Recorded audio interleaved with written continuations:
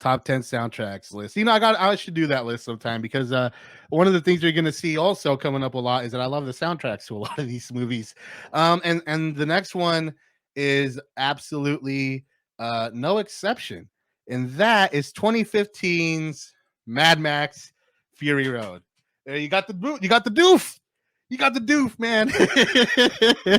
I Yeah, no, I'm totally down. Totally.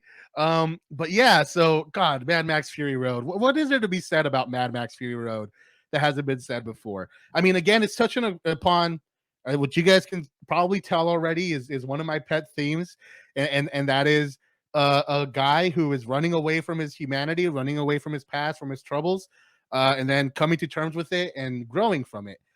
And the best thing is that there's so many ways to do that with dialogue and with like all this crazy shit. But this movie says fuck that. Cars go boom real good.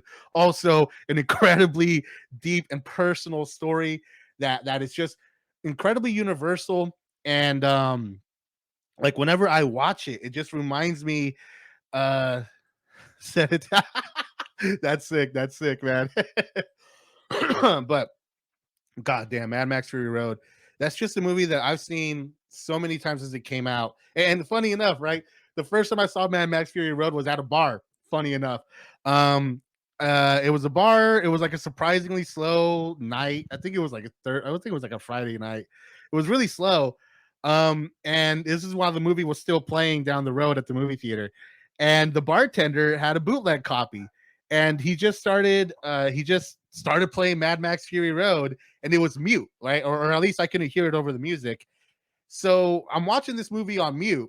I'm there to like get drunk and have fun and all that, but I literally just sit there and watch the movie from like I think maybe like from the first like real excuse me chase after Furiosa leaves Morton Joe's compound.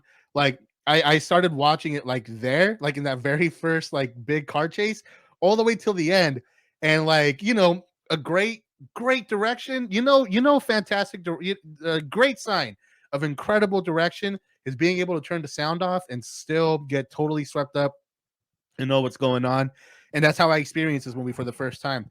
So not too long after that, when it came out on Blu-ray, like yeah, I bought it and I will watch it a shit ton and just over. I mean, he will tell you like even since we've been together, I think I've seen it like 6 times. And it's just a movie that again like is everything that is great about cinema, and it's just brought to life with so much imagination and so much care to detail that you just completely lose yourself to the world and to everything that's going on. Like this is a movie that just has so many uniquely creative like editing techniques and a lot of different shots. Like I love in the sequence when they're in the dust storm. Like you can tell there's lightning flashing because the picture cuts to black and white, and usually like they overblow that, but instead they take the color away. Which it's just funny because as a welder, like when the weld starts, like my thing goes black. So it kind of reminds me of that a little bit. And that little light touch, along of course, with the sound design and the editing, it's just like it makes you feel lightning, like in a way that never before, and especially like the most movies don't, and especially considering everything else that's going on. God damn, it just sweeps you off your feet, man. It just sweeps you off your feet. And what I love about it is that it's just unapologetically, it's about fucking cars going boom, motherfucker. That's what it's about. We're gonna have some fucking heavy metal riffs, and we're gonna do all this shit, and you're not gonna be able to take your fucking eyes off the screen of Mad Max Fury Road at all. Also, we're gonna tell you this incredible story. We're gonna tell you this beautiful film about like humanity, about what makes us human, about what makes life worth living. It's about like patriarchy and the real shittiness of it. It's a movie about capitalism. It's a movie that's about like it's about so many fucking things, but most importantly, all of it is expressed through cars going boom boom real good. And I love that shit. I love cars going boom boom real good. Like I fell in love with cinema for two different things. Like, first of all, we're gonna get into the first one a little later because that's a foundational thing. But also just like sitting with my dad like on the weekends when my mom was working, and watching fucking action movies. All like I think I saw Terminator Part 2 when I was 4, and I loved it so much that was like our movie back in the day.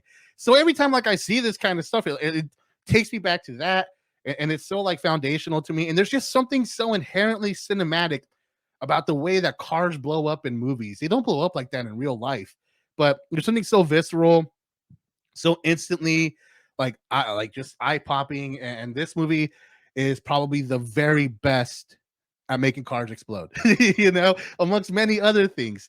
Uh, as an Australian, I've always enjoyed the original Mad Max more than the sequels. I gotta watch, you know, I hate to say it, man, but I actually haven't seen the other Mad Maxes. I need to go back and see those ones for sure. Of the other movies, I thought George couldn't put lightning in the bottle for a fourth time. He did. You know, if you read the book about the making of Fury Road, it was not putting lightning in a bottle. It was like it was creating lightning and then finding a way to stuff it into a bottle with it before anybody fucking dies for months on end, the middle of the desert. If you love Mad Max Fury Road, I really cannot recommend Blood, Sweat, and Chrome. It's a fantastic book about the making of it. And once you read all the little stories, all the little details, like just makes the movie so much more fun to watch. Like one of the stories that I love the most, right, is that all the war boys, they're all stunt actors, right? So none of them were proper actors. So George Miller hired an acting coach to coach them for 6 weeks. And in those 6 weeks, like because they weren't professional actors, he just encouraged them to immerse themselves into the world. And in that, this was born. They came up with that. They came up with that during that because what happened was they got so caught up in preparing for this and immersing themselves in this that not only did they come up with this, the very first time that the guy who played Morton Joe showed up in front of them in full costume, they said that like they were afraid the building was going to collapse because the commotion was so intense. Like and you see it on screen, like you see that sort of manic devotion that you see in Trump supporters. It's fucking insane, you know. Let's see, yeah, absolutely genius. I could watch many movies again. His I can. And I'm a sucker for yeah, New Zealand, Tasmania. Yeah, you know, I hate to say it, man, but Australia, it's like a big. I just don't know a lot of Australian movies. Unfortunately, that's on me. That's a big blind spot, you know. I'm an 80s kid, so my dad had the Beta Ninja movie collection, Canon Films at its best. Oh, Three Ninja Kids, dude. Speaking of ninja movies, Three Ninja Kids. That was like a movie that my dad rented for us. We watched all the goddamn time. I heard, no, 100%. Oh, okay. I didn't even know that. That's cool. The Venom, just pure entertaining to me, and Tom Hardy was amazing. You know, I haven't seen Venom, but I hear Tom Hardy is just like incredible in it. And yeah, Tom Hardy, of course, is great in this, even though like he almost wasn't. Like the other fun part of the book is reading about Tom Hardy and Charlize Theron just hating the fuck out of each other. Again, I cannot recommend it. And holy crap, Miller is beyond dedicated.